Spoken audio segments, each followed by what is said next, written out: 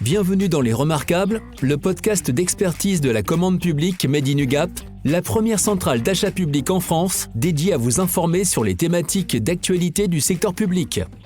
Ici, nous plongeons au cœur des défis qui façonnent nos politiques publiques. Aux côtés d'un expert UGAP et d'un acteur public de premier plan, nous explorons l'actualité avec un regard aiguisé sur les enjeux pratiques auxquels vous faites face. Ici, nous décortiquons ensemble des cas concrets pour mieux en comprendre les rouages au plus près du terrain. Préparez-vous pour une expérience immersive dans l'univers singulier des marchés publics. Bonne écoute!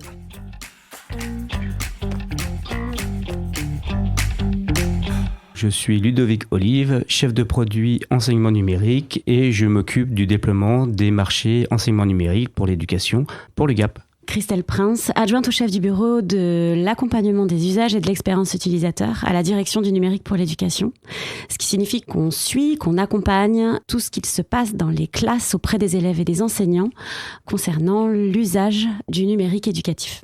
Quel est le contexte de la mise en place de ce dispositif TNE ? Quel était le besoin du ministère ? Tout est né, si je puis dire, au moment de la crise sanitaire. Il y a eu ce confinement qu'on a tous vécu, avec ce constat d'une certaine fracture numérique et d'une nécessité absolue, et notamment dans le premier degré, c'est-à-dire de la maternelle jusqu'au CM2, jusqu'à l'entrée au collège, la nécessité de pouvoir travailler davantage et outiller davantage les familles et les élèves pour avoir des usages du numérique pertinents.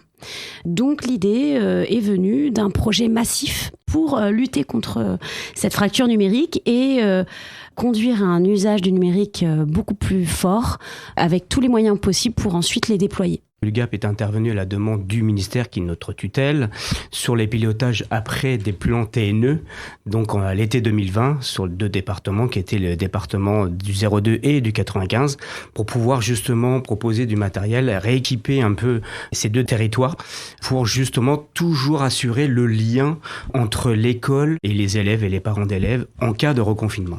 Et de façon très concrète, en quoi consiste ce dispositif ? Nous sommes partis sur 4 piliers. Un volet formation des enseignants, un volet équipement avec les collectivités, un volet ressources pour assurer un développement d'usage jusqu'au collège et au lycée, et puis un volet parentalité. On parle d'équipements qui permettent d'accéder à des ressources numériques. Les tablettes, les PC portables, les robots éducatifs, les casques VR, les écrans interactifs, une partie de prestations de formation qu'on inclut dans nos marchés et aussi des contenus pédagogiques que nous mettons à disposition à travers les marchés pour que les collectivités puissent les approprier le plus rapidement possible. Et combien de départements concernés ?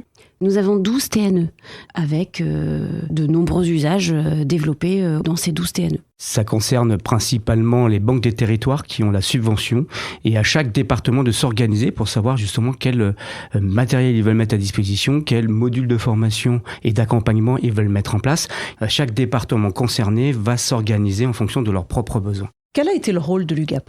Alors le rôle, c'est de proposer un large panel de solutions innovantes pour renforcer surtout l'efficacité de l'action pédagogique. Parce que c'est notre rôle en tant qu'établissement public, parce que nous assurons une mission de service public.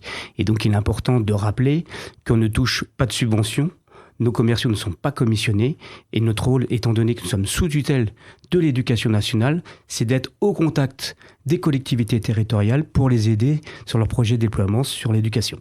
Et du côté du ministère, pourquoi avoir fait appel à l'UGAP ? Pour une facilitation de la commande des académies et des collectivités, les moyens alloués dépassaient les seuils de marché. Et donc l'UGAP avait les moyens de sécuriser la commande publique. Et c'est d'ailleurs son rôle pour nous. Du côté de l'UGAP, qu'est-ce que vous avez mis en place en interne pour améliorer vos procédures et pour aboutir à ce marché d'aujourd'hui ? Premièrement, en analysant les besoins de ces clients, les écoles, les universités. Et deuxièmement, c'est en s'appuyant surtout sur notre connaissance approfondie de l'amont industriel, acquise par exemple lors du sourcing. Le tout, bien sûr, en suivant les recommandations de nos tutelles, la direction numérique éducative, qui sont par exemple le matériel pour les écoles. Nous, on va plus loin, on va jusqu'à l'université, qu'on doit retrouver dans nos offres. Christelle Prince pour le ministère, comment s'est déroulée la collaboration avec l'UGAP ? Tout d'abord très bien. Ce n'est pas la première fois que nous collaborons et que nous travaillons avec eux. Les relations humaines se passent très bien. Nous sommes en collaboration constante, en communication constante, avec des points réguliers. Et puis l'UGAP est assez disponible et à l'écoute. L'éducation à l'UGAP, c'est plus de 56 ans d'histoire.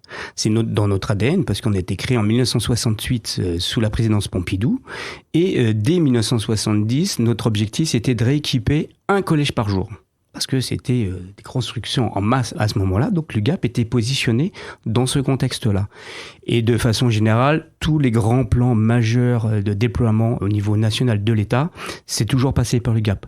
Et surtout, chose importante, c'est que tous les appels d'offres que nous validons, on les fait valider en amont à la direction numérique éducative. C'est notre règle d'or, de façon à être au plus près justement des demandes de l'État pour pouvoir les mettre à disposition aux collectivités territoriales. Et Christelle Prince, quels sont les retours que vous avez sur les résultats obtenus ? Nous avons de bons retours. Nous avons en tout cas un référencement que nous n'avions pas avant. Nous avançons ensemble avec toutes ces complexités. Et surtout les complexités juridiques marché, parce que c'est vrai qu'on a des marchés qui sont très rigides, mais c'est le code des marchés qui l'impose. Mais parce que nous essayons d'être au plus près des demandes. Et c'est vrai que des fois, on peut avoir des trous dans la raquette où il faut attendre qu'un marché se passe pour pouvoir améliorer une nouvelle procédure. Et c'est pour ça que le terrain, c'est très important pour nous, pour pouvoir systématiquement améliorer nos offres. Et c'est ce qu'on fait depuis 50 ans. Ludovic Colive, qu'est-ce que vous avez apporté, vous, l'UGAP, aux besoins du client, en l'occurrence l'éducation nationale ? Les écoles peuvent choisir dans notre catalogue parmi des centaines de logiciels, mais surtout, l'avantage de passer par l'UGAP, c'est de s'assurer du respect du code de la commande publique, des publicités et de la concurrence. C'est d'être sûr de bénéficier du prix juste, parce qu'on n'en a pas parlé, mais l'avantage de l'UGAP, justement, c'est la massification des achats, et ce, sans frais d'adhésion. Et ça, c'est-à-dire, dès le premier euro, une école qui consulte l'UGAP n'est pas obligée d'adhérer à un club ou à un marché. Nous, c'est accessible tout de suite.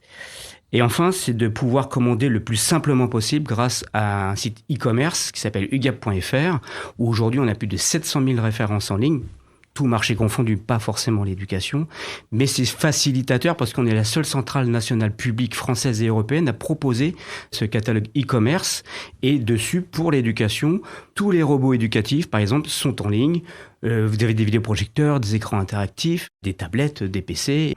On veut répondre à toutes les demandes parce qu'il n'y a pas de mutualisation en France. C'est-à-dire que chaque département, chaque région, chaque école a une organisation différente. Donc nos offres, il faut qu'elles soient le plus larges possible. Mais aujourd'hui, on est capable de répondre globalement à toutes les demandes. On a toutes les tablettes sur tous les systèmes d'exploitation. Aujourd'hui, que ce soit iOS, que ce soit Android, que ce soit Windows. On propose tous les contenants de la classe à l'intérieur ou même des sacs à dos pour faire l'école à l'extérieur, qui est de plus en plus demandé par les équipes pédagogiques aujourd'hui. On a un éventail de choix et on essaye de répondre au maximum sur le terrain. Christelle Prince, au ministère de l'Éducation nationale, vous allez retravailler avec l'UGAP. Il y a d'autres projets qui sont en gestation ? Il y a des projets en cours pour lesquels l'UGAP pourrait être associé. Et puis, nous avons notamment le déploiement d'un grand projet de kit robotique CM1, CM2. Nous allons avoir une expérimentation l'année prochaine, à la rentrée scolaire 2024. Plusieurs circonscriptions volontaires vont pouvoir recevoir un kit robotique afin que les formateurs puissent former justement les enseignants à la programmation en CM1 et CM2 et déployer des usages du numérique pertinents dans le domaine de la programmation. C'est un horizon très ouvert et puis j'espère radieux parce qu'il est indispensable qu'on équipe les écoles de plus en plus sur ces kits robots parce qu'aujourd'hui c'est dans les programmes scolaires. Et puis surtout, il ne faut pas oublier que dans les 20-30 ans, il y a à peu près 50 métiers ou 60 métiers de la digitalisation qui vont sortir. Et donc, il faut déjà accompagner les élèves justement à cette logique pour répondre à ces besoins métiers qui vont se développer. Et la France se doit d'avoir cette acculturation de la codification, de la programmation et de façon générale du numérique. Vous l'avez compris, rester à la pointe de l'actualité dans les territoires est essentiel dans le secteur public.